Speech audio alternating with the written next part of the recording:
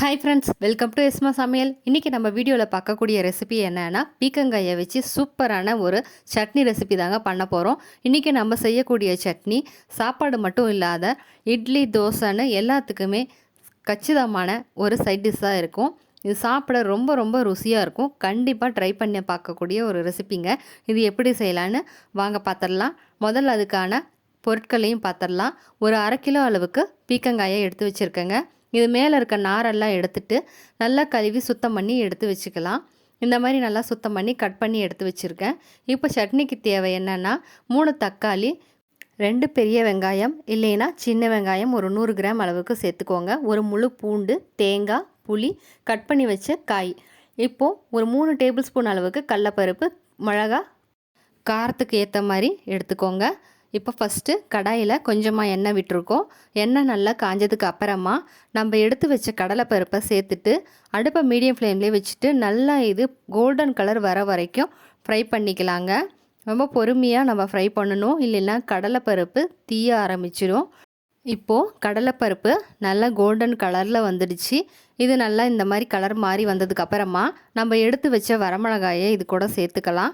வரமிளகா நல்லா ஃப்ரை ஆகிற வரைக்கும் எண்ணெயிலே வறுத்துக்கலாங்க. இப்போது அதுலேயே நம்ம உரித்து வச்ச பூண்டை சேர்த்துக்கலாம்.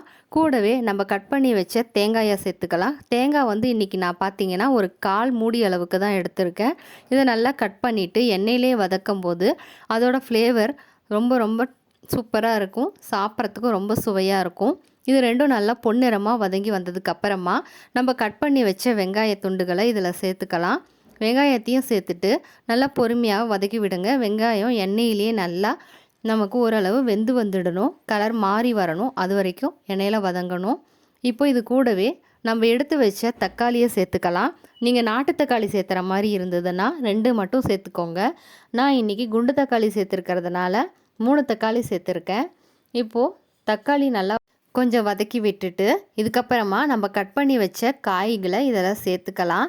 காய் எல்லாத்தையும் சேர்த்ததுக்கப்புறமா நம்ம தக்காளி வெங்காயத்தோடைய நல்லா மிக்ஸ் பண்ணி விட்டுக்கலாங்க. நம்ம சேர்த்துன அத்தனை பொருளும் வெங்காயம், தக்காளி, பூண்டுலேருந்து எல்லா பொருளும் எண்ணெயிலே தான் வதங்க போகுது. இப்போது நம்ம சட்னிக்கு தேவையான அளவு மஞ்சத்தூளும் கூடவே கல்லுப்பும் சேர்த்துருக்கோம். இதை நல்லா பச்சை வாசம் போகிற வரைக்கும் எண்ணெயிலே வதக்கி விட்டுக்கலாம். இது ஓரளவுக்கு நல்லா வதக்கின பின்ன நம்ம இதை நல்லா மூடி வச்சிடலாம். மூடி வச்சுட்டு கொஞ்சம் நேரம் காய் வெந்து வர வரைக்கும் நம்ம அடுப்பிலே விட்டுடலாம். இப்போ ஓப்பன் பண்ணி பார்த்தீங்கன்னா நம்ம எந்த விதமான தண்ணியுமே ஊற்றலை. ஆனால் காய் வந்து நல்லா தண்ணி விட்டு வந்திருக்கு பாருங்கள். உங்களுக்கு பார்க்கும்போதே தெரியும்.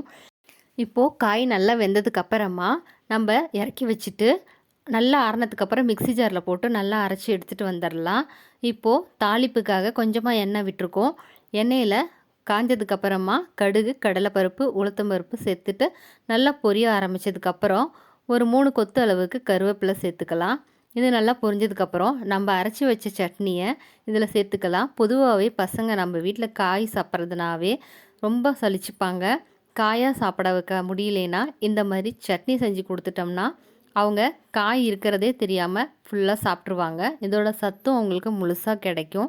அது மட்டும் இல்லாத இது ரொம்ப ரொம்ப டேஸ்டான சட்னிங்க. நீங்கள் சாப்பாடு போட்டு சாப்பிட்டு பாருங்கள் ஒரு நாள், அவ்வளோ அருமையாக இருக்கும். இது சாப்பாடுக்கு மட்டும் இல்லை, இட்லி தோசைன்னு எல்லாத்துக்குமே பக்கா மேட்சாக இருக்கும். நீங்களும் கண்டிப்பாக உங்கள் வீட்டில் ஒரு முறை ட்ரை பண்ணி பார்த்துட்டு உங்களோட கமெண்ட்ஸை மறக்காமல் எங்களுக்கு ஷேர் பண்ணுங்கள். இந்த வீடியோ பிடிச்சிருந்ததுன்னா ப்ளீஸ் லைக், ஷேர், சப்ஸ்கிரைப் பண்ணுங்கள். தேங்க்ஸ் ஃபார் வாட்சிங் மை வீடியோ. தக்காளி சேர்த்து வதக்கும் போது கூடவே கொஞ்சம் புளியும் சேர்த்து வதக்கிக்கோங்க. நான் முன்ன சொல்ல மறந்துட்டேன்.